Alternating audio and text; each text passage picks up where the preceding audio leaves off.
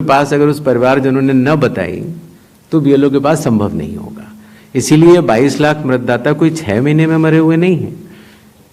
ये वो मृत मतदाता हैं जो लगभग पिछले 20 सालों में रिकॉर्ड करने से छूट गए और इन्यूमरेशन फॉर्म की वजह से ये सत्य सामने आ रहा है। एक बात जो मैं आपके माध्यम से भारत की जनता तक पहुंचाना चाहता हूं वो ये है कि मतदाता सूची एक विषय है और मतदान करना दूसरा विषय है। मतदाता सूची में किसी का नाम गलत आ सकता है। अगर बूथ लेवल ऑफिसर से गलती हुई हो या राजनीतिक दलों ने उस पर ध्यान न दिया हो तो किसी भी व्यक्ति का नाम मतदाता सूची में गलत आ सकता है। शायद ही किसी भी मतदान केंद्र में उस लेवल का परफेक्शन एसआईआर से पहले न रहा हो जहां की इस तरह की त्रुटियां न रही हो। इसके दो कारण हैं। एक तो हमारे बूथ लेवल ऑफिसर्स की जो ट्रेनिंग अब हम लोगों ने दिल्ली में शुरू की है और उसके साथ साथ उनके दायित्व को उनको समझाना। आपको अंदाज होगा कि कितने बूथ लेवल ऑफिसर्स हैं इस देश में? 10.5 लाख। तो 10.5 लाख बूथ ऑफिसर्स इस गुणवत्ता के साथ काम करें, प्रयत्न पूरा होता है, लेकिन कुछ गलतियां रह जाती हैं। अब वो गलतियां सुधारी कैसे जाएं? तो उन गलतियों को सुधारने के लिए ही चुनाव आयोग ने जिन जिन राजनीतिक दलों को मान्यता दी है उन दलों को ही यह अधिकार दिया है कि आपके जिला अध्यक्ष बूथ लेवल एजेंट्स को नामित कर सकते हैं और वो उनको सूची भी दी जाएगी और वो उसको शुद्ध भी कर सकते हैं। बूथ लेवल एजेंट्स भी उसी बूथ में रहने वाला व्यक्ति होता है। तो ये हमारी एक साझा जिम्मेदारी है, मतदाता की, बूथ लेवल ऑफिसर अर्थात चुनाव आयोग के पास जो डेपुटेशन पर अधिकारी है उसकी, और राजनीतिक दलों की। तो मतदाता सूची को शुद्ध करना, जिस पर हम आगे अब एसआईआर के साथ बढ़ रहे हैं, तो साझी जिम्मेदारी है। लेकिन बिहार में चूंकि हमारे बूथ लेवल ऑफिसर्स ने बूथ लेवल एजेंट्स और राजनीतिक दलों के साथ मिलकर ही काम किया, उसकी कॉपीज मैंने आपको दी हैं कि जो लोग मृत पाए गए, जो लोग स्थानांतरित पाए गए, जिन लोगों के 2 जगह मतदाता सूची में नाम है, वो सभी ने मिलकर सत्यापित किए हुए हैं। तो शायद इसीलिए जब 1 अगस्त के बाद हमारी डेली बुलेटिन आनी शुरू हुई तो किसी भी राजनीतिक दल ने अभी तक एक भी आपत्ति दर्ज नहीं कराई है। तो क्या इसके 2 ही अर्थ हो सकते हैं? या तो प्रारूप सूची एकदम शुद्ध है, जो कि चुनाव आयोग नहीं मानता। चुनाव आयोग कह रहा है कि 1 सितंबर तक हम समय देते हैं, इसमें त्रुटियां हो सकती हैं, आइए सब लोग आइए इसको शुद्ध करते हैं। 15 दिन अभी बाकी हैं। 1 सितंबर के बाद अगर उसी तरह के आरोप लगने शुरू हुए तो जिम्मेदार कौन? हर मान्यता प्राप्त दल को अभी भी 15 दिन बाकी हैं। अगर आपको अंदाज हो तो 1.5 लाख से ज्यादा बूथ लेवल एजेंट्स हैं। बूथ लेवल ऑफिसर तो सिर्फ जब हम लोगों ने किया था तो 77,000 थे, उसके आधे थे। हम लोगों ने ये काम 20 दिन में समाप्त कर दिया था। तो मतदाता सूची का गहन परीक्षण एक एक नाम के आगे मैं निवेदन करना चाहता हूं, आपके जरिए आह्वान करना चाहता हूं कि सभी 12 राजनीतिक दल, चाहे वो राष्ट्रीय पार्टी के हों चाहे वो स्टेट पार्टीज के हों, अभी भी समय रहते 1 सितंबर से पहले इसमें गलतियां बताएं। चुनाव आयोग सुधारने के लिए तैयार है, लेकिन 1 सितंबर के बाद नहीं, क्योंकि उसके बाद वही दौर शुरू हो जाता है कि मतदाता सूची एक अलग चीज होती है और मतदान अलग चीज होती है। मतदान में जब कोई वोटर वोट करने जाता है और वो बटन दबाता है तो एक ही बार दबा सकता है। मतदाता सूची में अगर 2 जगह नाम हो तो वोट चोरी कैसे? नहीं हो सकती। वोट तो एक मतदाता एक ही बार डाल सकता है। और इसीलिए हमने कहा था कि चूंकि इस तरह की पीपीटीज बनाई जाएं जिसमें कि चुनाव आयोग के डेटा को गलत तरीके से एनालाइज किया जाए और उसके जरिए यह कहा जाए कि चूंकि मतदाता सूची में यह नाम है इसीलिए मतदान गलत हुआ। मतदाता सूची और मतदान 2 अलग विषय हैं और इन दोनों को अलग अलग ही देखा जाता है। दोनों के कानून भी अलग हैं। मतदाता सूची का कानून है लोक प्रतिनिधित्व कानून 1950 और मतदान करने का कानून है लोक प्रतिनिधित्व कानून 1951। दोनों के नियम अलग हैं, दोनों के लोग अलग हैं और दोनों चीजों को जुड़ा के ऐसा भ्रम फैलाना कि अगर मतदाता सूची में कोई ऐसी चीज है, जैसे एक विषय आया था, किसी ने कहा कि साहब हाउस नंबर 0 है, 80,000 लोगों के हाउस नंबर 0 हैं, इसीलिए वो फर्जी हैं। अगले दिन कई सारे मतदाता खड़े हो गए, उन्होंने कहा नहीं साहब हम तो यहां रहते हैं। तो आपके थ्रू मैं जनता को बताना चाहता हूं कि हर पंचायत और हर म्यूनिसिपैलिटी में जरूरी नहीं है कि आपका घर होते हुए भी उसको घर का नंबर दिया गया। तो चुनाव आयोग जो कि एक एक मतदाता को ढूंढ कर उसका वोट डलवाता है। आपको पता है अरुणाचल प्रदेश का एक गांव है मालेगांव, जहां सिर्फ एक मतदाता बहन के लिए पूरा चुनाव आयोग 2 दिन तक ट्रैकिंग करके जाता है और उनका वोट लेके आता है। वही चुनाव आयोग जो गिर फॉरेस्ट के पीछे एक महंत हैं, उनके लिए 1.5 दिन की ट्रैकिंग करने जाता है, पूरा वोट बूथ बनाता है और वोट लेके आता है। उस कर्मठता से, और आज से नहीं 75 सालों से, उस विरासत से, कर्मठता से कार्य करने वाले चुनाव आयोग के ऊपर अगर निराधार आरोप आप मतदाता सूची और मतदान को मिला के और जनता के सामने अगर ये कहें कि चोरी हो रही है तो ये गलत बात है। जनता सब समझती है। किसी व्यक्ति के अगर 2 जगह वोट भी हो तो भी वो एक ही जगह वोट करने जाता है। 2 जगह वोट करना कानूनी अपराध है। और अगर कोई भी व्यक्ति ऐसा कहता है तो सबूत तो चाहिए। सबूत मांगा था, मिला नहीं। इसी तरीके से जिन लोगों के पास घर नहीं होता, आप लोग भाग्यवान हैं, कई लोगों के पास घर नहीं होता लेकिन उसका नाम भी मतदाता सूची में होता है। और उसका पता क्या दिया जाता है? उसका पता वो जगह दी जाती है जहां वो व्यक्ति रात को सोने आता है, कई बार सड़क के किनारे, कई बार पुल के नीचे या कई बार लैंप पोस्ट के किनारे। और फिर अगर ये कहा जाए कि वो फर्जी मतदाता है, ये हमारे गरीब मतदाताओं, बहनों, भाइयों और बुजुर्गों के साथ एक बहुत बड़ा खिलवाड़ है। 0 नंबर। आपको पता है इस देश में करोड़ों लोगों के घरों के पते के आगे 0 नंबर है। क्यों? क्योंकि पंचायत, म्यूनिसिपैलिटी, जिस घर में वो रहते हैं उन्होंने उनका नंबर नहीं दिया।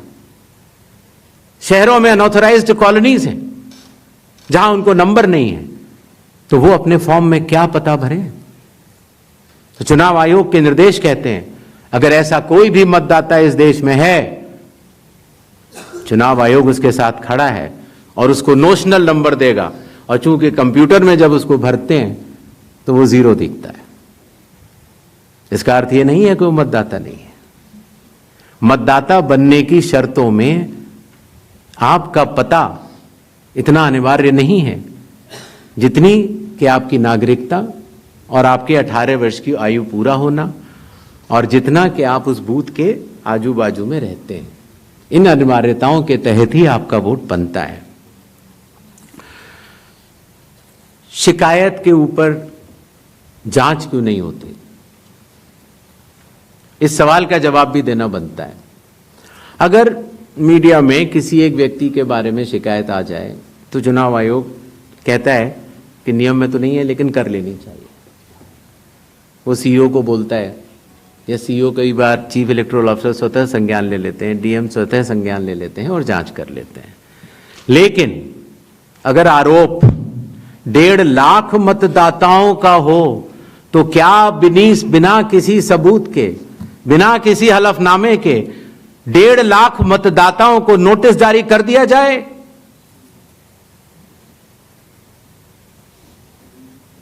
क्या यह न्याय संगत होगा?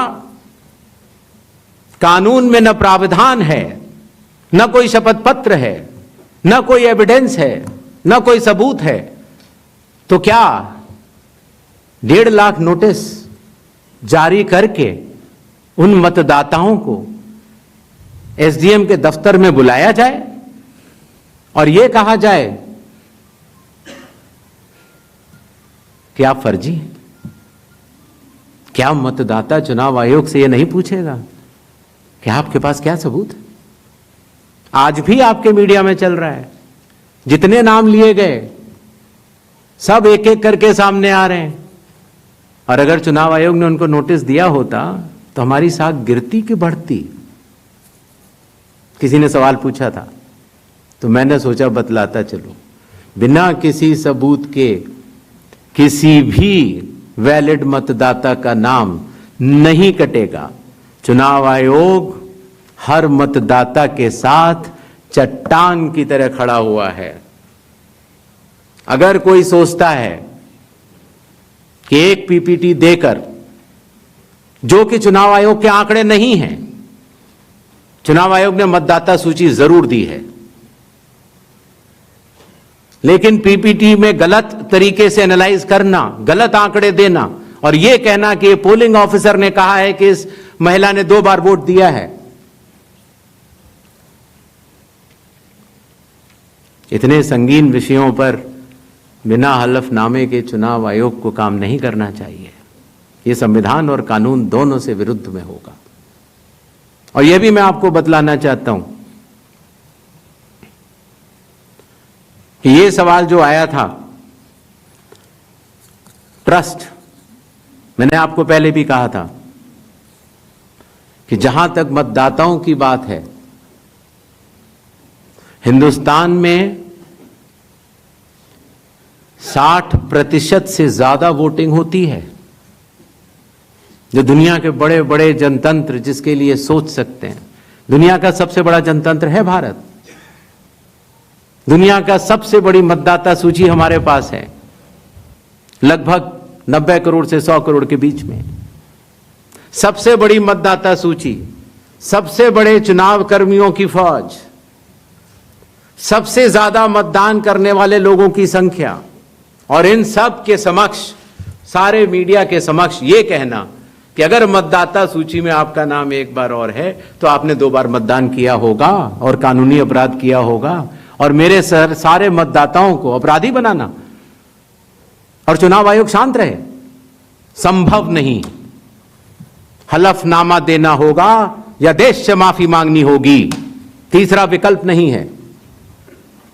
आपके माध्यम से मैं यह भी कहना चाहता हूं, अगर 7 दिन में हलफनामा नहीं मिला तो इसका अर्थ ये सारे आरोप निराधार हैं और हमारे मतदाताओं को यह कहना कि वो फर्जी हैं, इसके ऊपर जो भी इस बात को बोल रहा है उसको माफी मांगनी चाहिए।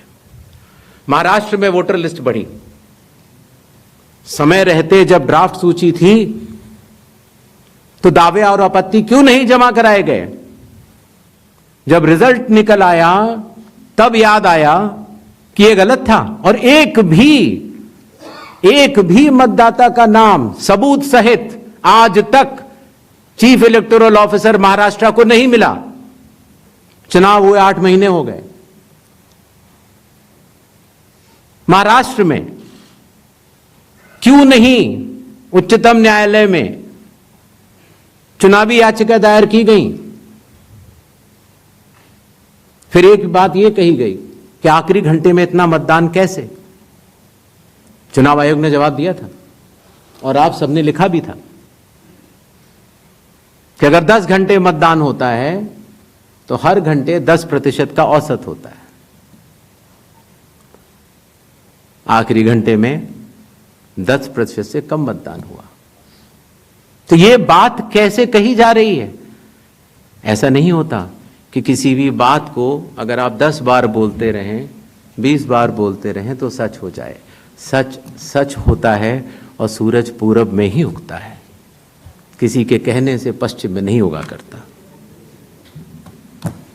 नेक्स्ट, जस्ट नेक्स्ट राउंड 272 सबको मौका देना है। प्लीज प्लीज प्लीज 272, 167, 184,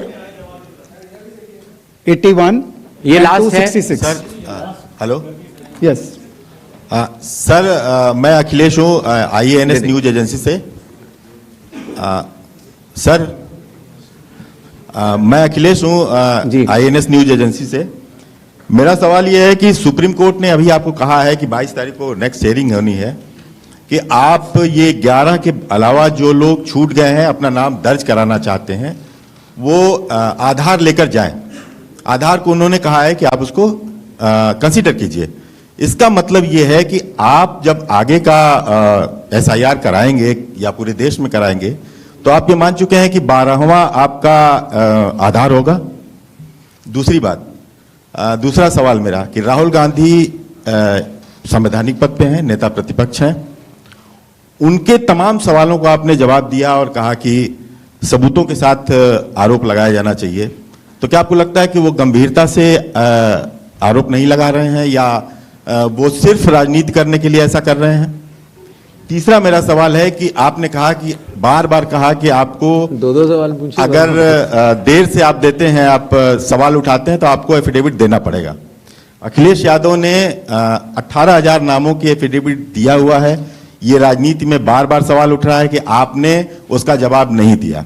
ये 3 सवाल हैं सर मेरे। ठीक, yes, please ask one question only sir, please restrict yourself to one question. Sir Sanjay Sharma Aaj Tak से मेरा सवाल यह है कि आयोग ने राहुल गांधी से कहा कि वो हलफनामा दें, उसके बगैर कार्रवाई नहीं होगी। बीजेड ने सवाल उठाया है, बीजेडी ने 2024 के लोकसभा चुनाव के पहले। सुन नहीं पाया, जरा दोबारा बोल दीजिए। संजय शर्मा आज तक से हूं जी। मेरा सवाल, आयोग नया जरूर है, सवाल पुराना है, लेकिन सवाल उससे जुड़ा है क्योंकि आप भी RP एक्ट की दुहाई देते हैं और संविधान की। तो 2024 के लोकसभा चुनाव के बाद बीजेडी ने यह कहा कि उन्होंने हलफनामा देकर उड़ीसा में मतदाता सूची में गड़बड़ी की शिकायत आपसे की थी। तो उसमें अब तक क्या कार्रवाई हुई है वो अगर आप बता सकें तो सही होगा। और दूसरा, लोग टाइमिंग को लेकर सवाल उठा रहे हैं। एक तरफ राहुल गांधी की प्रेस कॉन्फ्रेंस है, दूसरी तरफ मुकाबले में चुनाव आयोग की। क्या चुनाव आयोग रथ का टूटा पहिया लेकर कृष्ण की तरह? आगे बताएं।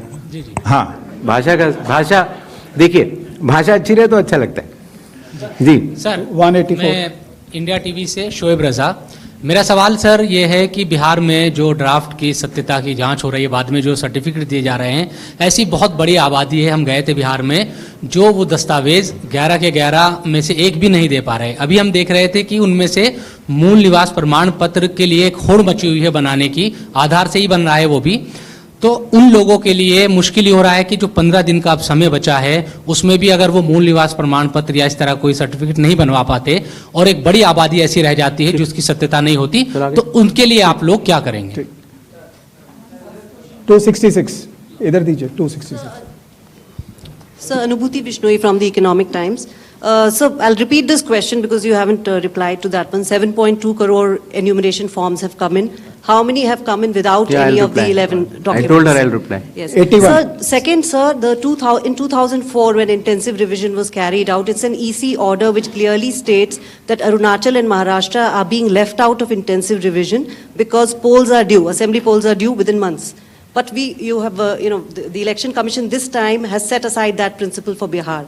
If you could explain that. Okay. Third, when you took over as CEC, you have identified political parties as a key stakeholder. And you've also held rounds of meetings and consultations with them. Do you think, given the kind of criticism SIR has drawn, maybe there should have been a wider consultation with political parties before embarking on such a massive exercise. Sir, मैं Manish Agarwal Navbharat times से। हाँ sir, जैसा कि आपने कहा राहुल गांधी के बारे में कि हलफनामा देना होगा या देश से माफी मांगनी होगी 7 दिन के अंदर, नहीं तो हम मानेंगे सारे आरोप निराधार हैं। अगर राहुल गांधी ऐसा नहीं करते हैं तो क्या भ्रम की स्थिति ऐसी देश में फैली रहेगी? चुनाव आयोग अपने स्तर पे क्या इस बात को कंफर्म करेगा कि जो वोटर लिस्ट हमारी है वो बिल्कुल ओके है और आरोप निराधार हैं? सेकंड इज, जो एसएसआर हर साल होता है सर, जैसे बिहार की बात करें तो 22 साल बाद हो रहा है, तो 3 साल वोटर हर साल जुड़े, 65 लाख अगर वोटर, तो क्या हमारी चुनाव आयोग की कोई जिम्मेदारी नहीं जो हर साल एसएसआर हो रहा है कि वे कैसे एटलीस्ट डेड वोटर कैसे जुड़ रहे हैं हर साल, तो क्या उनकी भी कोई जवाबदेही बनती है सर? Thank you. पहली बात, That's okay, that's, please. पहली बात ये दोबारा आई कि साहब डेट्स को लेकर पूछा गया, तो मैंने स्पष्ट किया था कि लोक प्रतिनिधित्व कानून के अंतर्गत जो रिवीजन होता है वो चुनाव से पहले होता है। बिहार का चुनाव 22 नवंबर 2025 से पहले संपन्न किया जाना है, क्योंकि बिहार की जो हमारी विधानसभा है उसकी कालावधि वहां समाप्त हो रही है। हमारे पास 1 जनवरी 2025 का एक स्पेशली रिवाइज किया हुआ एक रोल था, इंटेंसिव नहीं था। आमूमन तौर से चुनाव से 6 महीने से अगर ज्यादा हो तो हम लोग को वोटर लिस्ट रिवाइज करनी चाहिए। तो अगर 1 जनवरी से 22 नवंबर तक हम रिवाइज नहीं करते तो इस 11 महीने से ज्यादा के अरसे में काफी त्रुटियां हो सकती थी। अगर हम 1 अप्रैल 4 ही तारीख को हो सकता है रिवीजन कानून के तहत, 1 जनवरी, 1 अप्रैल, 1 जुलाई और 1 अक्टूबर, तो उन्हीं तारीखों को जो 18 साल की उम्र प्राप्त करते हैं उनको वोट का अधिकार मिल जाता है। तो अगर हम 1 अप्रैल करते तो फिर यह बात आती कि अभी तो आपने एसएसआर कराया है तो आप फिर करा रहे हैं। अगर हम 1 अक्टूबर करते तो यह बात आती कि बिल्कुल चुनाव सर पर है। तो एक ही विकल्प उपलब्ध था और वो था 1 जुलाई की क्वालिफाइंग डेट मानते हुए एक रिवीजन होना चाहिए। दूसरा विषय, तो इंटेंसिव रिवीजन क्यों, एसएसआर क्यों नहीं? ये बात मैं आप लोग ही तो कह रहे हो कि एसएसआर में इतना गहन परीक्षण नहीं हुआ, इसीलिए कई त्रुटियां पाई गईं जो कि अब इन्यूमरेशन फॉर्म से आ रही हैं। दरअसल एसआईआर ही तो है जो इन सारे आरोपों का जवाब है।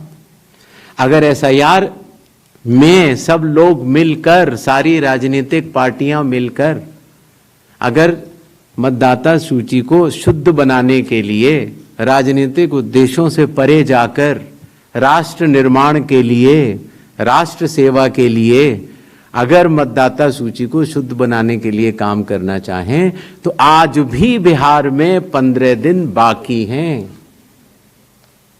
और चुनाव आयोग उन सभी का शुक्रगुजार रहेगा जो मतदाता सूची शुद्ध करने के लिए अपना योगदान देंगे। ये बात कही गई कि किसी एक राज्य से, उड़ीसा से या उत्तर प्रदेश से कुछ शिकायतें की गई। बात वहीं की वहीं है। चुनाव हारने या जीतने के बाद जिस मतदाता सूची पर चुनाव हुआ उसके ऊपर बिना हलफनामा दिए, हलफनामा दिया गया ये बात ठीक नहीं है, बिना हलफनामा दिए, बिना ओथ दिए, सिर्फ एक पत्र लिखकर अगर हमारे बूथ लेवल ऑफिसर्स और एसडीएम्स और डीएम्स इनके कार्यशैली पर अगर कोई प्रश्न चिन्ह लगाता है तो ये गलत है। एक सवाल जो मैं पिछली बार जवाब नहीं दे पाया था कि साहब जो ये SIR बिहार में चल रहा है उसमें कितने लोगों के डॉक्यूमेंट आ गए, कितने लोगों ने रिकमेंड किया, किस बूथ लेवल क्या रिकमेंड किया, डाटा लेने की कोशिश तो हो रही है। लेकिन मैंने आपको पहले बताया था कि चुनाव आयोग मल्टी लेवल कंस्ट्रक्ट से काम करता है। Booth level officer booth level पर है, जहां औसतन करीब 1000 से कम मतदाता है, 200 घर हैं।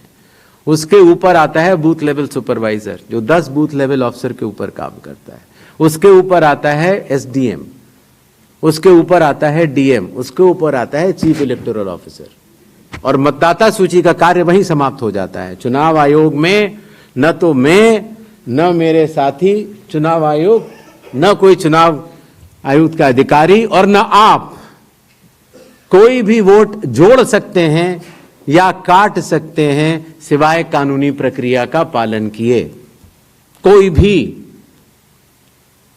तो आपको इस बात को समझना होगा कि इस कंस्ट्रक्ट में, जो डिसेंट्रलाइज कंस्ट्रक्ट है, इसमें बूथ लेवल ऑफिसर ने जब किसी मतदाता से डॉक्यूमेंट्स लिए या उसने दिए तो कितने डॉक्यूमेंट्स लिए, क्या उसको रिकमेंड किया या नहीं किया, ये सारा विषय अभी भी SDM स्तर पर विचाराधीन है, जिसका निर्णय 30 सितंबर तक आएगा। और उसके पहले इस सवाल का जवाब पूछना और बताना दोनों ही त्रुटिपूर्ण भी रहेगा और वो भी रहेगा। अगर आप आधार के बारे में आपने बोला, माननीय सुप्रीम कोर्ट का स्पष्ट आदेश है कि जो लोग एग्रीव्ड हैं, जो लोग ड्राफ्ट सूची से एग्रीव्ड हैं, वो लोग अपने इन्यूमरेशन फॉर्म को आधार के साथ जमा कर सकते हैं, और चुनाव आयोग उस बात को मानता भी है, उसका पालन भी करता है। आई होप आप सबके काफी प्रश्नों का हम लोग जवाब दे पाए होंगे। Thank you so much. Thank you. Please so join us for tea on the 4th floor. और जाने से Thank पहले you. और जाने से पहले एक बार और आखिर 100 करोड़ की मतदाता सूची और बिहार के 7 करोड़ की मतदाता सूची में सवाल भी कई हैं और जवाब भी कई हैं। सच सुनने की क्षमता भी होनी चाहिए और समझने की क्षमता भी। तो मैं सिर्फ इतना कहना चाहता हूं जाने से पहले कि एक बार फिर आप सबके माध्यम से भारत के मतदाताओं को बहुत बहुत नमस्कार। और सभी राजनीतिक दलों से हम यह आह्वान करते हैं कि अभी भी प्रारूप सूची में कोई भी त्रुटि हो तो आगे आएं और हमें 1 सितंबर तक बताएं। 1 सितंबर के बाद बतलाने से कोई फायदा नहीं होगा। जय हिंद, जय Bharat. Join us for tea on the 4th floor, please. आओ फोटो खिंचवा आ जाओ यार।